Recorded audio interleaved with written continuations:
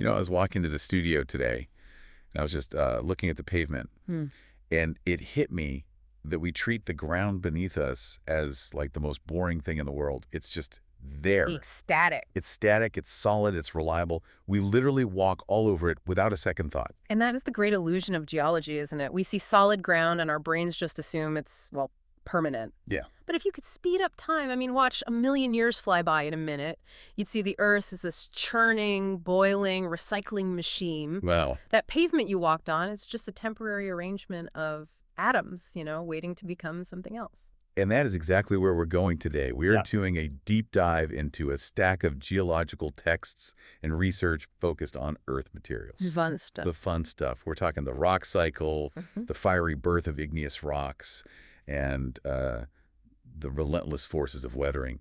But the mission here, it isn't to memorize a textbook. Huh.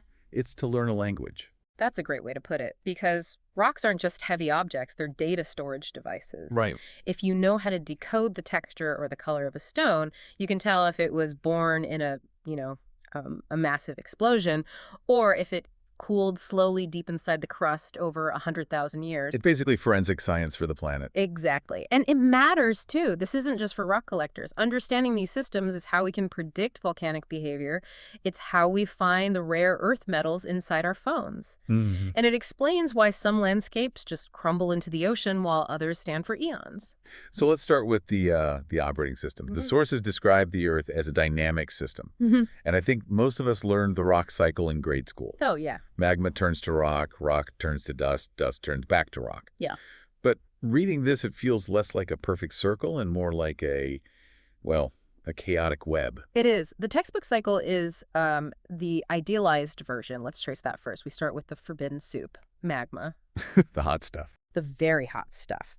So magma cools and crystallizes to become igneous rock. That rock gets exposed to the atmosphere, where it gets beaten up by rain, wind. Weathering. That's weathering. It becomes loose particles called sediment. Then gravity moves that sediment, it piles up, and it gets sort of cemented together. That process is lithification. Which gives us sedimentary rock. Correct. Then, if that sedimentary rock gets buried deep underground, say 2 continents crash into each other, it gets subjected to intense heat and pressure.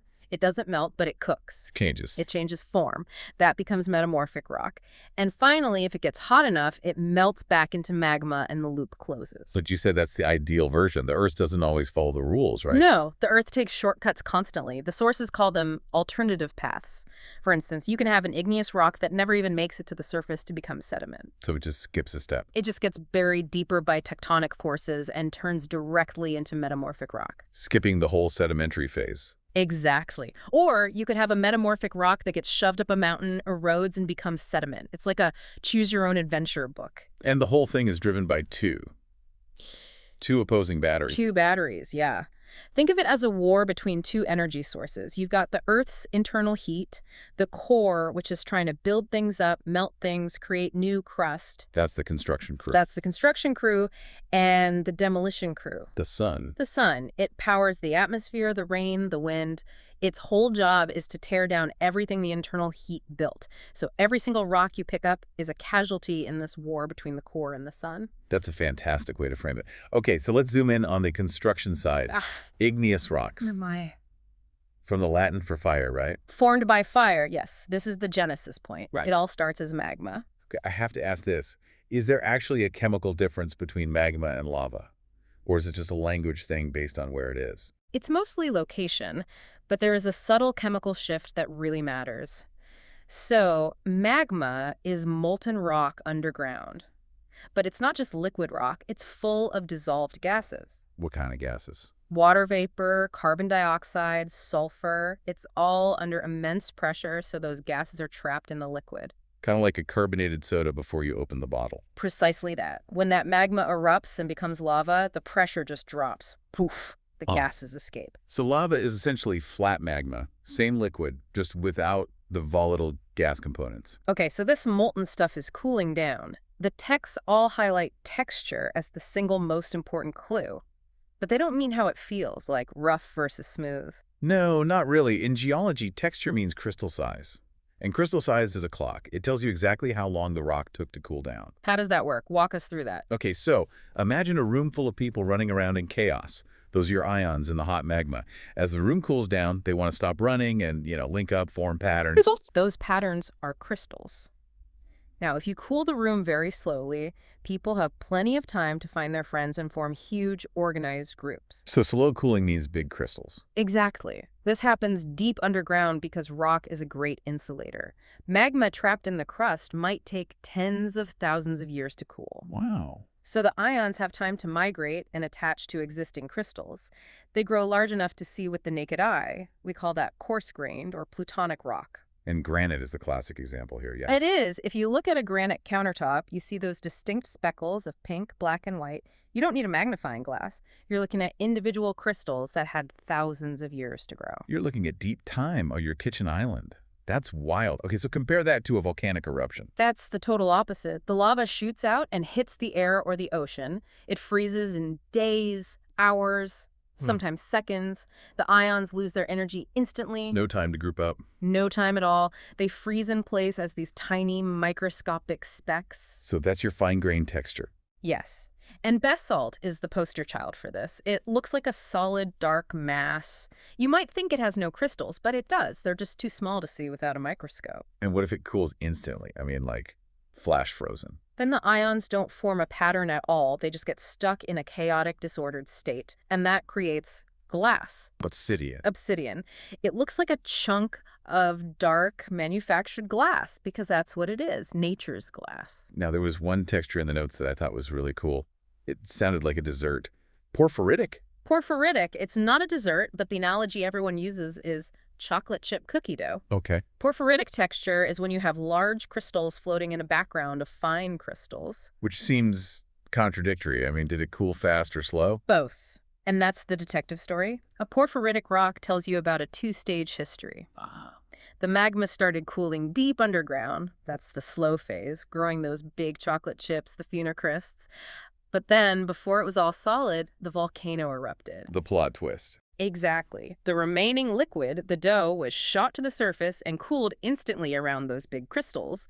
So holding a porphyritic rock is holding evidence of a long incubation, followed by a violent finale. That is so cool. Okay, so we can tell how it formed by the grain, but we also categorize them by what they're made of, the composition, and the sources basically divide this by color. Yeah, for simplicity, color is a great proxy for chemistry. On the light-colored end, you have felsic rocks. Think feldspar and silica. Granites? Granites, yeah. They're pink, white, gray, and crucially, they're relatively light in density. And this is the stuff continents are made of. Yes. Then on the dark end, you have mafic rocks. Ma for magnesium, Fic for ferric, or iron. Dark and heavy. Dark black, dark green, heavy and dense. Basalt is mafic. This is what the ocean floor is made of. And this density difference is why continents float higher than the ocean floor. It is, absolutely. The continents are basically these big rafts of light granite floating on the denser mantle, while the heavy basalt sinks low to form the ocean basins. It's amazing to think the reason we have dry land is just down to the specific gravity of silica versus iron. It really is that simple. And then, of course, you have the ones in the middle. Intermediate rocks, like andesite. Named after the Andes Mountains. Exactly. They're a mix, kind of salt and pepper. They're associated with volcanic arcs like the Andes or the Cascades in the U.S. And then finally, the ultramafic rocks. Which sounds like a superhero team. He does. These are really rare at the surface. They're greenish and incredibly dense, composed almost entirely of olivine. This rock, peridotite, makes up the Earth's upper mantle. So if you see it, something big happened to bring it up. And then very big, yes. Now, speaking of chemistry, there's a concept in here that I think scares a lot of people off. Bowen's reaction series. It sounds like a physics exam. It does. But the way I read it, it's just a recipe for how magma freezes. That's a great way to put it. In the early 1900s, a geologist, N.L. Bowen, he realized that magma isn't like water turning to ice. It doesn't freeze all at once. It's a stew. It's a complex stew of ingredients, and those ingredients freeze at different temperatures over a range of about 200 degrees Celsius. So it's a sequence. A very strict sequence. Imagine a pot of that molten soup cooling down. The first things to crystallize at very high temperatures are the dark, iron-rich minerals, like olivine. So they turn solid while the rest is still liquid. Right. Then as it cools more, other things pop out. pyroxene, then amphibole. And the very, very last thing to solidify at the lowest temperature is quartz. Which explains why you don't find olivine and quartz hanging out in the same rock. Never. They're from different thermal neighborhoods. If olivine is forming, it's way too hot for quartz to even think about becoming a solid. By the time it's cool enough for quartz, the olivine is long gone. Okay, but here's the part that blew my mind. Crystal settling. This explains how one tank of magma can create different kinds of rock. This is magmatic differentiation. It's brilliant. So imagine that magma chamber again. As those heavy iron crystals like olivine form first, they're denser than the liquid around them. So they sink. They sink. They just fall to the bottom of the chamber like sludge. They're physically removing themselves from the mix. Exactly. They're segregating. So the liquid that's left at the top now has a completely different chemical recipe. It's lost its iron, so it's much richer in silica. Ah. So if that top liquid erupts, it creates a light-colored felsic rock. If the bottom sludge solidifies, it creates a dark ultramafic rock. So the Earth is basically distilling itself. It's refining crude magma into different products just by using gravity and cooling. That is the engine of crustal diversity. Without that process, we just wouldn't have the variety of materials we see today. Oh, okay, so we've built the rocks, we've cooked them, crystallized them, differentiated them. Now we enter the second half of our deep dive, the destruction, weathering. The antagonist returns, yes. Weathering is the breakdown of rock at the Earth's surface, and we have to distinguish this from erosion. Right. Weathering is the hammering. Erosion is the truck that moves the pieces away. And the sources split this into two camps, mechanical and chemical. Mechanical seems pretty straightforward, making big rocks into little rocks. It's brute force.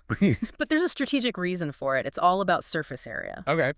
The text has this great diagram of a cube. If you have a solid block of granite, the environment can only attack the outside faces. But if you smash it? If you smash it into dust, you've increased the surface area by a factor of millions. Now the chemical attack can happen everywhere at once. So mechanical weathering is just softening it up for the chemical warfare. And nature has some clever hammers. Frost wedging is the one that destroys my driveway every winter. And mountains. Water is one of the few substances that expands when it freezes by about 9%. So it trickles into a crack, freezes, and just pushes the walls apart with massive force. But the text mentioned it's not just the expansion itself, it's something called ice lenses. This detail is fascinating. It's not just the water already in the crack. When ice forms, it acts like a magnet for moisture. It actually pulls more liquid water from the surrounding pores in the rock toward the freezing front. No way. So it grows a lens of ice that levers the rock apart from the inside. That is insidious. It's actively recruiting more water to break the rock. It is. Then you have unloading. This happens to those big granite plutons we talked about. They form under miles of heavy rock, compressed for eons. And when erosion strips that weight off? The granite exhales. It expands upward. And because rock is brittle, it doesn't stretch. It cracks. It creates these sheets that are parallel to the surface. It peels like an onion. That's what creates those dome shapes, like Half Dome in Yosemite. Exactly. That rounded shape isn't from wind smoothing it. It's from the rock popping its buttons and shedding outer layers from the pressure release. Okay, so that's the physical breaking. Now, chemical weathering. This is where we actually change the rock's identity. And the main agent is just water. Water is the universal solvent, but it usually needs a little kick. For example, oxidation. That's just oxygen in the water reacting with iron minerals. Rust. Plain old rust. It's why the Grand Canyon is red. It's why Mars is red. Iron minerals oxidizing. But the real heavy hitter is carbonic acid. That sounds dangerous. It's actually just soda water. Raindrops pick up carbon dioxide from the air as they fall, turning into a weak acid. It's mild to us, but to a rock like limestone, it's fatal. It dissolves it. Completely. Over thousands of years, that weak acid eats away the bedrock to create massive cavern systems. If you've ever been in a cave, you're standing inside a void created by acidic rain. And then there's the transformation of feldspar. We said earlier feldspar is the most common mineral in the crust. But I don't see chunks of it in my garden. No, you don't. Because when acidic water hits feldspar, it doesn't dissolve it, it mutates it. It rearranges the ions to turn that hard crystal into a soft, stable residue. Yeah. Clay. That sticky stuff in your backyard, that is the rotted corpse of ancient granite. The quartz grains in the granite are tough. They survive to become sand. But the feldspar decays into clay. So soil is basically just quartz sand and decayed feldspar. Largely, yeah. And that chemical breakdown is the only reason we have agriculture. It releases nutrients that plants need. Without chemical weathering, the continents would just be barren rock piles. That really ties it all together. We start with the forbidden soup, cool it into stone, and then the atmosphere attacks it until it becomes the soil that grows our food. And the sediment that washes to the ocean to become sedimentary rock, which might get buried and melted to start the whole thing over again. A massive slow-motion recycling plant. Now, before we wrap up, I found a little nugget in the notes, the quartz watch thing. I wear one, but I never knew the geology behind it. Ah, yes. It's a property called piezoelectricity. If you squeeze a quartz crystal, it generates a tiny electrical spark. But the reverse is also true. If you run electricity through it, the crystal vibrates. And it vibrates at a specific speed. An incredibly consistent frequency.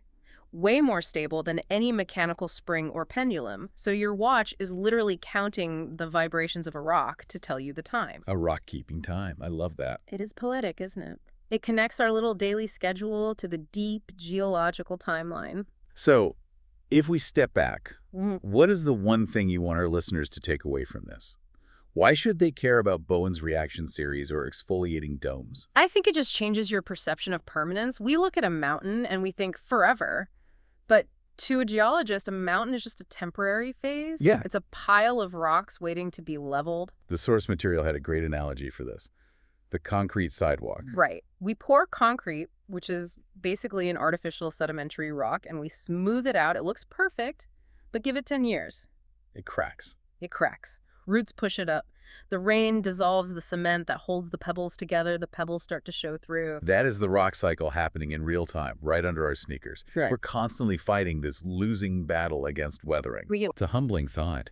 If even our strongest concrete can't escape the cycle, then nothing on Earth is truly permanent. Every stone you see is just pausing for a moment on a very long journey. And if you look closely enough, you can read exactly where it's been. Thanks for diving deep with us today. Next time you kick a rock down the street,